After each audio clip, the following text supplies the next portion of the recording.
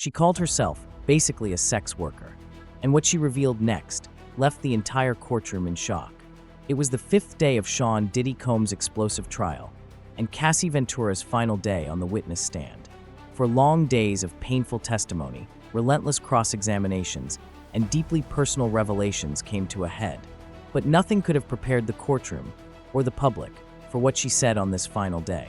With her voice shaking, Ventura described how her once glamorous music career became a prison. In her words, she wasn't just a girlfriend. She was, quote, basically a sex worker. Forced to cancel studio sessions, turn down career opportunities, and organize what Diddy allegedly called freak-offs. These weren't parties. They were dark, drug-fueled setups where Cassie says she had no real choice. According to Ventura, a freak-off meant preparing the room, dressing up, arranging escorts, and, whether she wanted to or not, performing. At times, she said, she tried to say no. But she feared for her safety, her career, and the man she once loved. "I was worried he wouldn't want me anymore," she told the jury, crying. And when asked if she had doubts that Diddy raped her in 2018, she didn't hesitate. No, that wasn't the only moment that stunned the courtroom. Defense attorneys grilled her with texts and audio, trying to challenge her credibility. They played a chilling recording where Ventura, in a moment of desperation, confronted a man who claimed to have seen a sex tape of her. In the clip, Cassie can allegedly be heard yelling, "I will cut you up and put you in the *****ing dirt right now." She was clearly unwell, angry, panicked, and cornered. The defense used this moment to suggest she was unstable, but prosecutors argued it was evidence of the mental toll Diddy's world had taken on her. From isolation to surveillance, from love bombing to rage, Cassie said it felt like being trapped in someone else's nightmare. Even her body, she explained, never had a chance to fully develop in peace. She told the court she was still physically developing during her time with Combs, and that her brain and body were still maturing when the abuse began.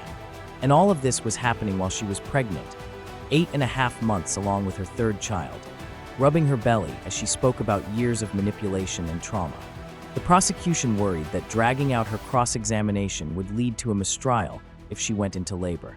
They even filed a letter accusing the defense of intentionally prolonging the testimony with over 400 exhibits, hoping to destabilize Cassie or delay the trial itself. But Ventura held her ground. Even when the defense brought up intimate texts between her and Combs, some affectionate, some confusing, she acknowledged the complexity. She said she didn't hate him. "I have love for the past, for what it was," she said. They had dinners, exchanged messages, even had sex after the alleged rape. It wasn't black and white. But, as she reminded the court, trauma rarely is. The final blow came with the words that now define this entire trial. Basically a sex worker. That's how she described herself while with Combs. A woman with a music career, turned into someone whose full-time job was to manage and perform in his disturbing sexual fantasies. When asked if she would return the money from her $20 million settlement if it meant never having to go through the freak-offs, she cried. "I wouldn't have had to fight so hard to get my autonomy back," she said. Her testimony didn't end with anger. It ended with grief. Cassie Ventura wasn't just testifying for herself.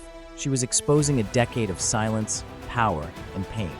And before stepping down, she was asked one final question. Did she have any financial stake in this trial? No. No lawsuits pending. No books to sell. No PR team behind her. Just a woman, finally telling her truth.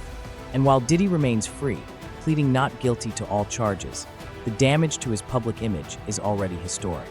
He once controlled the narrative. But today, the world is listening to Cassie. What happens next could change everything, not just for Diddy, but for the entire music industry. So what do you think?